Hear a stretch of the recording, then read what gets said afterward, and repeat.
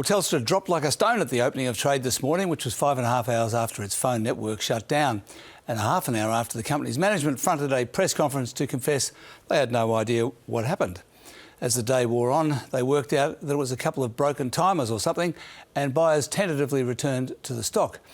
But it finished the day down 3%, the biggest fall among the leaders, most of which did actually fall, producing the third daily decline in a row by the All Ordinaries Index. Meanwhile, the oil price went up, unsurprisingly, after the American military announced on X that it had hit over 80 targets in a new round of offensive strikes in response to Iran's attacks on commercial vessels in the Strait of Hormuz. Iran replied also on X, "The era of bullying and extortion is over. We don't fold." So the ceasefire and negotiations are going well. Although, as you can see from this chart, the oil price didn't go up that much, to be honest. So commodity traders obviously remain broadly optimistic that the strait will reopen. Either that or they've lost interest.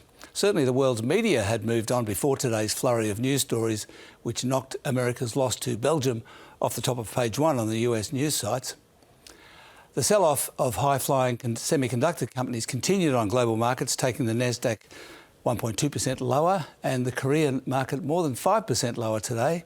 And the Australian dollar remained becalmed at around 69.5 US cents. And that's finance.